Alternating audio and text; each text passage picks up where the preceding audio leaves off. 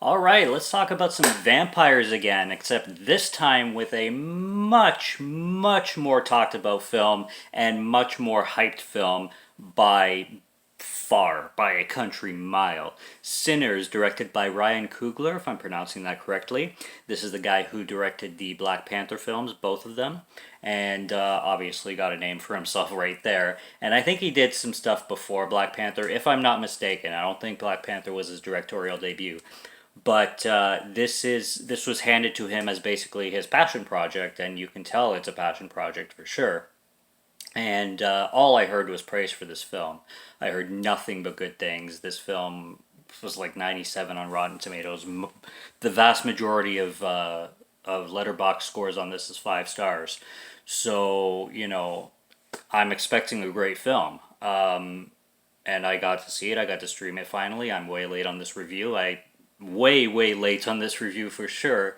So I assume most people have watched it, but I'm still going to keep it spoiler free just for those who haven't because, it's not fair to spoil anything. Does this film deserve all the hype that it got? Yes. Did this film blow me away and is it my favorite of the year? No. No, not for me anyway. I loved it, and it's high on the list. I mean, it's 5 or 6 right now, 5 or 6, and it deserves everything it got. And this film has my absolute respect because this is clearly a passion project. My favorite thing about this film is the editing.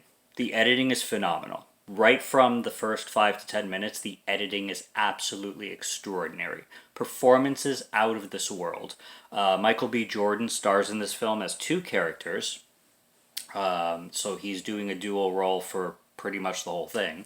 And essentially, it's basically about two brothers who decide to open up like a blues kind of southern bar, specifically for the African American culture, the African American southern culture. And it's a hangout where they can have their safe space and their culture and their music and their everything basically. And then it turns into a vampire movie, and that's not a spoiler because that's all over the advertising. It's a vampire movie. That's what it is. So yeah, a lot of people expect this to be an entire vampire movie, and it's not because there's a lot more elements going on in this film. Besides vampires, you have like gangster culture. You have a lot of drama. This film is partial drama. This film is partial musical, just so you know.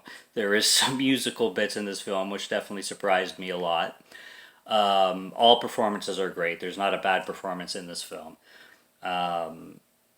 I really had a good time with it. I wish I watched this in theaters because this is the type of film that is supposed to be watched in theaters, and it is still playing around me. So I probably will go see this a second time in theaters to have that experience, and because I liked it so much.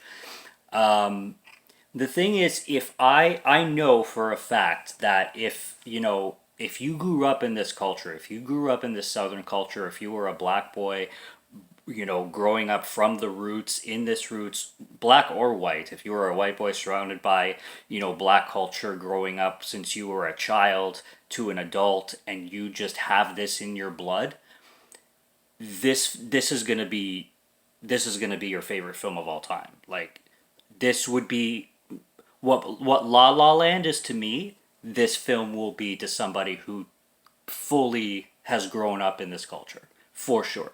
And I can appreciate that and I can see that and I can see the director's vision behind it and exactly what he's doing. He's giving a love letter to his culture, even more so than Black Panther, in my opinion. Like, Black Panther was a love letter, this one's a bigger one. It's just the way it is. And I can see that and I can fully respect that. And as a film, it's phenomenal. Like, it deserves all the 5 stars it got. I gave it a 4.5, and I loved it. And it will be in my top 10. It'll stay in my top 10. I can't imagine this film not being in my top 10 by the end of the year. It's a great show of direction. Like the way this film is produced and made, it's just great, and the way it mixes, like I said, a bunch of themes. You know, you got your horror, and it's quite gory at times. The vampires look great. I love their eyes. I just love the way they're done.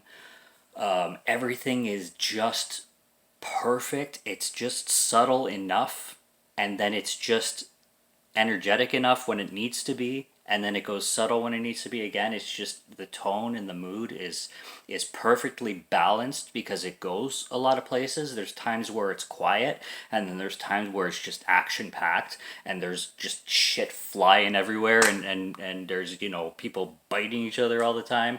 And then there's times where you just have like these like American gangster moments where you just have these two people like talking to each other, and it's very subtle and tense, like verbally with dialogue. Man, what an accomplishment! Like for Ryan Coogler, congratulations, my full props to him. And it's a film worth checking out, and I hope to catch this in theaters while it's still there. I know there's two showings at least, so I hope to catch one. But if you can catch this in theaters still, that's what I recommend. But I do give this film a full thumbs up. So go check it out. That's Sinners 2025. Subscribe to Morgan Film Fan if you would like to listen to my voice, or if you like my film reviews. I will be back soon, so stay tuned. I will be back soon with more reviews, so stay tuned for those. Check out what's on the channel already. Stay tuned for what's coming. Until next review, have a good one, and take care, and cheers.